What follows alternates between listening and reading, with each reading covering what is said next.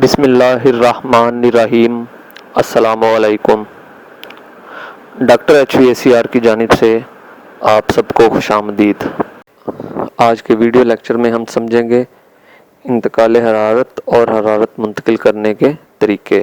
اس lecture میں ہم سمجھیں گے کہ حرارت کیا ہوتی ہے، انتقال حرارت سے کیا مراد ہے، حرارت منتقل کرنے کے کون کون سے طریقے ہیں، اور حرارتی توازن سے کیا مراد ہے۔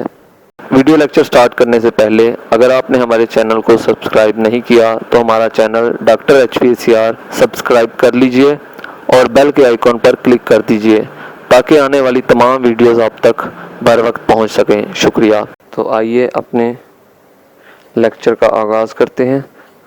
سب سے پہلے بات کرتے ہیں ہم حرارت سے کیا مراد ہے، حرارت کیا ہوتی ہے۔ حرارت بنیادی طور پر توانائی کی ایک قسم ہے جو درجہ حرارت کے فرق کی وجہ سے ایک جسم سے دوسرے جسم تک سفر کرتی ہے۔ حرارت ہمیشہ زیادہ درجہ حرارت سے کم درجہ حرارت کی طرف سفر کرتی ہے، یعنی حرارت کا بہاؤ زیادہ درجہ حرارت سے کم درجہ حرارت کی طرف ہوتا ہے۔ اس لیے ہم کہہ سکتے ہیں کہ حرارت ہمیشہ گرم جسم سے یا گرم چیز سے ٹھنڈے جسم یا ٹھنڈی چیز کی طرف سفر کرتی ہے۔ اس عمل کو ایک چھوٹی سی مثال کے ذریعے سمجھایا جا سکتا ہے کہ جب بھی آپ کے ارد گرد کہیں کوئی زیادہ درجہ حرارت والا جسم یا حرارت کا منبع موجود ہو تو حرارت خود بخود وہاں سے سفر طے کر کے آپ کی طرف آتی ہے اور آپ کو تپش یا حرارت محسوس ہوتی ہے۔ اب ہم بات کرتے ہیں ہیٹ ٹرانسفر یعنی انتقال حرارت کی۔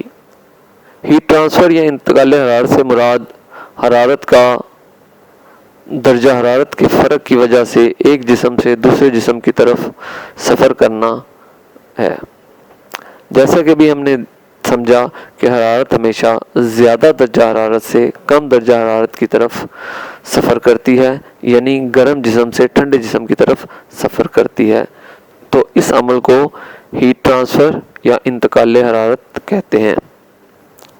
اب ہم دیکھتے ہیں کہ انتقال حرارت یا ہیٹ ٹرانسفر کے کون کون سے طریقے ہیں یا کن کن طریقوں سے حرارت ایک جسم سے دوسرے جسم تک منتقل ہوتی ہے۔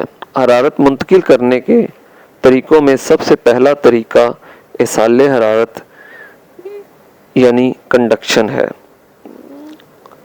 یہ انتقال حرارت کا ایسا طریقہ ہے جس میں حرارت مالیکیولز کی حرکت کے ذریعے ایک جسم سے دوسرے جسم یا کسی ایک ہی جسم کے ایک سرے سے دوسرے سرے تک منتقل ہوتی ہے۔ انتقال حرارت کا یہ طریقہ عام طور پر ٹھوس اجسام میں پایا جاتا ہے، یعنی ٹھوس اجسام میں حرارت کنڈکشن یا ایصال حرارت کے طریقہ سے منتقل ہوتی ہے۔ ایصال حرارت یا کنڈکشن کو بہتر طور پر سمجھنے کے لیے ایک مثال کے ذریعے واضح کیا جاتا ہے کہ اگر لوہے کی ایک سلاخ کا ایک سرا آگ کے اوپر رکھا جائے تو وہ سرا گرم ہو جائے گا جبکہ اس کا دوسرا سرا ٹھنڈا ہوگا، لیکن آپ دیکھیں گے اور محسوس کریں گے کہ کچھ دیر کے بعد لوہے کی سلاخ کا دوسرا سرا جو پہلے ٹھنڈا تھا کچھ دیر کے بعد وہ بھی گرم ہو جائے گا۔ ایسا کیوں کر ہوا؟ ایسا اس لیے ہوا کہ لوہے کی اس سلاخ میں موجود مالیکیول ہر وقت آپس میں ٹکرا رہے تھے، حرکت میں تھے۔ ایک مالیکیول جب حرارت کے زیر اثر گرم ہوا تو اپنے ساتھ والے مالیکیول سے ٹکرایا تو اس نے اپنی حرارت ساتھ والے مالیکیول میں منتقل کر دی۔ اسی طرح وہ مالیکیول جب تیسرے مالیکیول سے ٹکرایا تو اس نے اپنی حرارت تیسرے مالیکیول میں منتقل کر دی۔ مالیکیولوں کی اس ارتعاشی حرکت کی وجہ سے حرارت ایک سرے سے دوسرے سرے تک سفر طے کرتی ہے اور لوہے کی سلاخ کا دوسرا سرا بھی گرم ہو جاتا ہے۔ انتقال حرارت کا دوسرا طریقہ حمل حرارت یا کنویکشن ہے۔ اس عمل کو ترسیل حرارت بھی کہا جاتا ہے۔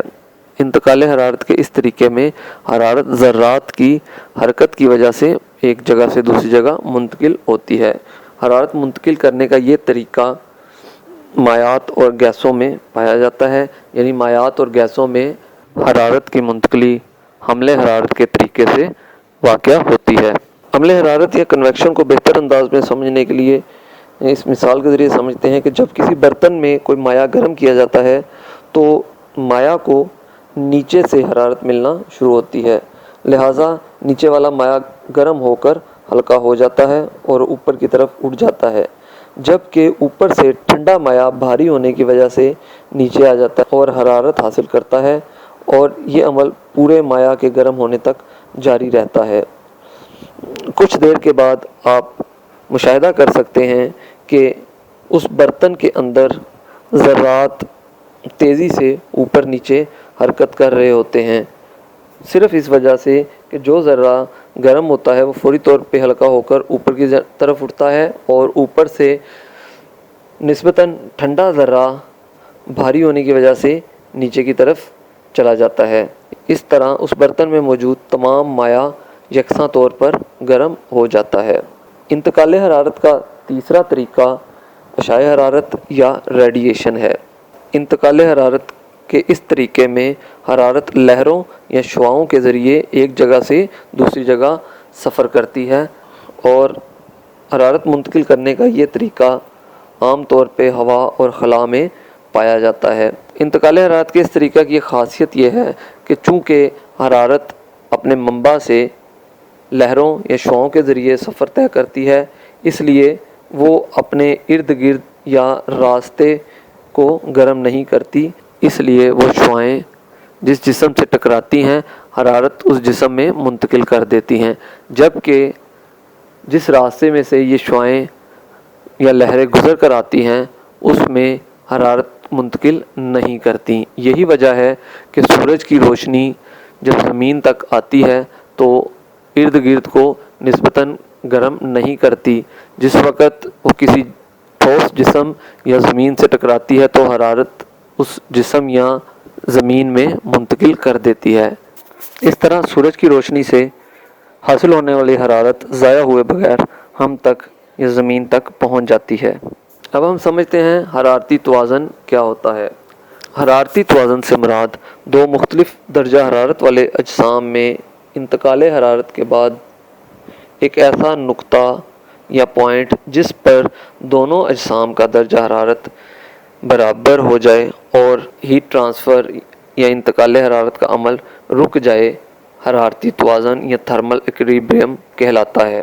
اکثر اوقات ہم دو مختلف درجہ حرارت والی ہواؤں کو آپس میں مکس کرتے ہیں یا اس کے علاوہ دو مختلف درجہ حرارت والے اجسام کو آپس میں ملایا جاتا ہے، تو دونوں اجسام یا ہواؤں کے ملانے سے کچھ دیر کے بعد ایک ایسا درجہ حرارت حاصل ہوتا ہے جو دونوں اجسام یا ہواؤں کے درجہ حرارت سے مختلف ہوتا ہے، اور اس نقطہ یا درجہ حرارت پر انتقال حرارت کا عمل رک جاتا ہے۔